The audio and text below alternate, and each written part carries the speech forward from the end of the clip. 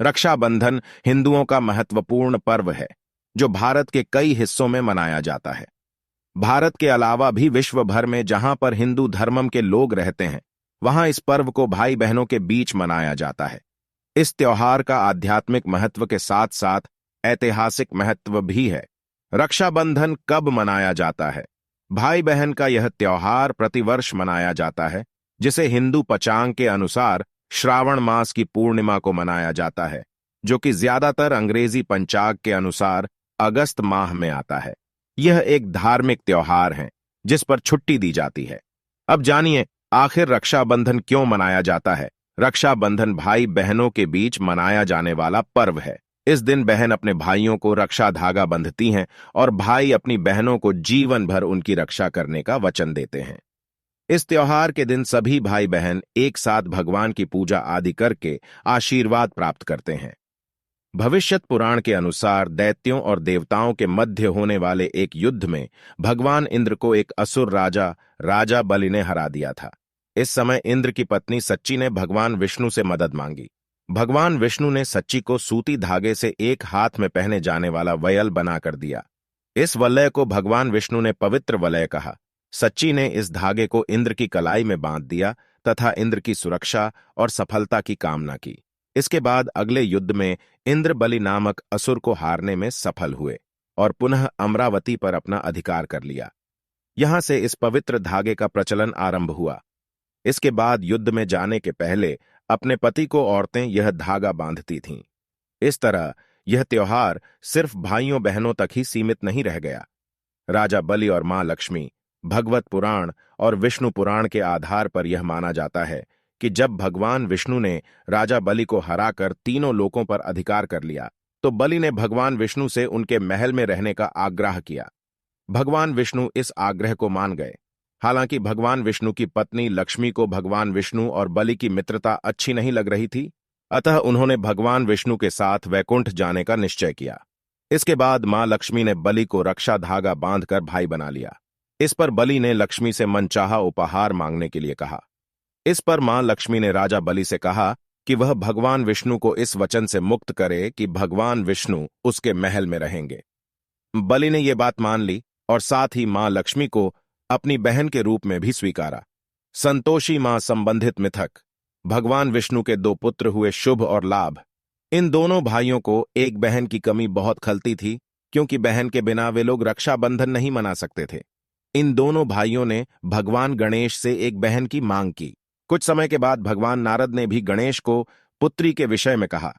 इस पर भगवान गणेश राजी हुए और उन्होंने एक पुत्री की कामना की। भगवान गणेश की दो पत्नियों रिद्धि और सिद्धि की दिव्य ज्योति से मां संतोषी का आविर्भाव हुआ। इसके बाद मां संतोषी के साथ शुभ लाभ रक्षाबंधन मना सके। संतोषी माता व्रत कथा एवं पूजा विधि यहां पर हैं। कृष्ण और द्रौपदी संबंधित मिथक। महाभारत युद्ध के समय द्रौपदी ने कृष्ण की रक्षा के लिए उनके हाथ में राखी बांधी थी। इसी युद्ध के समय कुंती ने भी अपने पौत्र अभिमन्यु की कलाई पर सुरक्षा के लिए राखी बांधी। यम और यमुना संबंधित मिथक। एक अन्य पौराणिक कहानी के अनुसार मृत्यु के देवता यम जब अपनी बहन यमुना से 12 वर्ष तक मिलने नहीं गए, तो यमुना दुखी हुई और मां गंगा से इस बारे में बात की।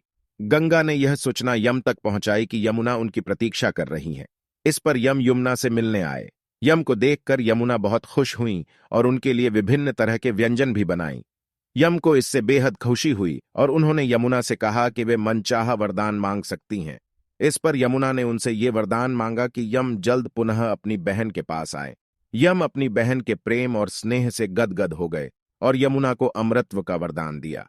भाई बहन के इस प्रेम को भी रक्षाबंधन के हवाले से याद किया जाता है। रक्षाबंधन का इतिहास क्या है? सिकंदर और राजा पुरु। एक महान ऐतिहासिक घटना के अनुसार जब 326 ईपू में सिकंदर ने भारत में प्रवेश किया, सिकंदर की पत्नी रोशानक ने राजा पोरस को एक राखी भेजी और उनसे सिकंदर पर जानलेवा हमला न करने का वचन लिया। परंपरा के अनुसार कैकेय के राजा पोरस ने युद्ध भूमि में जब अपनी कलाई पर बंधी वह राखी देखी, तो सिकंदर पर व्यक्तिगत हमले नहीं किए। रानी कर्णावती और हुमायूं। एक अन्य ऐतिहासिक गाथा के अनुसार रानी कर्णावती और मुगल शासक हुमायूं से संबंधित है। सन 1535 के आसपास की इस घटना में जब चित्तौड़ की रानी को यह लगने लगा कि उनका साम्राज्य गुजरात के सुल्तान बहादुर शाह से नहीं बचाया जा सकता, तो उन्होंने हुमायूं, जो कि पहले चित्तौड़ी का दुश्मन था, को राखी भेजी और एक बहन के नाते मदद मांगी। हालांकि इस बात से कई बड़े इतिहासकार इत्तेफाक नहीं रखते, जबकि कुछ लोग पहले के हिंदू मुस्लिम एकता की बात इस राखी वाली घटना के हवाले से करते हैं। 1905 का बंग भंग और रविंद्रनाथ टैगोर। भारत में जिस समय अंग्रेज अपनी सत्ता जमाए रखने के लिए डिवाइड एंड रूल की पॉलिसी अपना रहे थे, उस समय रविंद्रनाथ टैगोर ने लोगों में एकता के लिए रक्षाबंधन का पर्व मनाया। वर्ष 1905 में बंगाल की एकता को देखते हुए ब्रिटिश सरकार बंगाल को विभाजित तथा हिंदू और मुस्लिमों में सांप्रदायिक फूट डालने की कोशिश करती रही। इस समय बंगाल में और हिंदू मुस्लिम एकता बनाए रखने के लिए और देश भर में एकता का संदेश देने के लिए रविंद्रनाथ टैगोर ने रक्षाबंधन का पर्व मनाना शुरू किया। सिखों का इतिहास। 18वीं शताब्दी के दौरान सिख खालसा आर्मी के अरविंद सिंह ने राखी नामक एक प्रथा का आविर्भाव किया, जिसके अनुसार सिख किसान अपनी उपज का छोटा सा हिस्सा मुस्लिम आर्मी को देते थे और इसके एवज में मुस्लिम आर्मी उन पर आक्रमण नहीं करते थे। महाराजा रणजीत सिंह, जिन्होंने सिख साम्राज्य की स्थापना की पत्नी महारानी जिंदान ने नेपाल के राजा को एक बार राखी भेजी थी।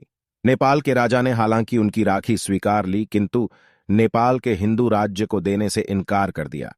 रक्षाबंधन कैसे मनाया जाता है या कैसे मनाएं, अगर असल मायने में इसे मनाना है तो इसमें से सबसे पहले लेन देन का व्यवहार खत्म करना चाहिए।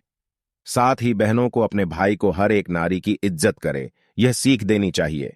जरूरी है कि व्यवहारिक ज्ञान एवं परंपरा बढ़े, तभी समाज ऐसे गंदे अपराधों से दूर हो सकेगा। रक्षाबंधन का यह त्योहार मनाना हम सभी के हाथ में है और आज के युवा वर्ग को इस दिशा में पहला कदम रखने की जरूरत है। इसे एक व्यापार ना बनाकर एक त्योहार ही रहने दे। जरूरत के मुताबिक अपनी बहन की मदद करना सही है, लेकिन बहन को भी सोचने की जरूरत है कि गिफ्ट या पैसे पर ही प्यार नहीं टिका है।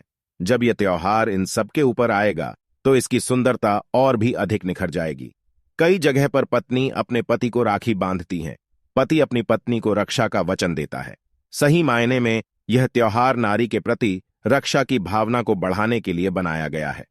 समाज में नारी की स्थिति बहुत गंभीर है, क्योंकि यह त्योहार अपने मूल अस्तित्व से दूर हटता जा रहा है।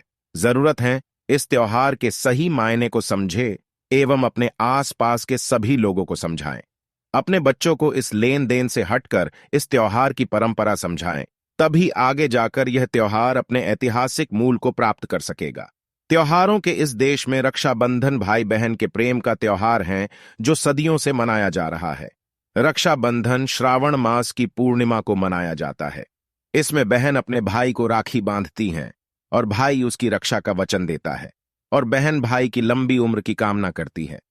प्रेम और सौहार्द का यह रिश्ता इस पवित्र बंधन को और भी अधिक मजबूत करता है।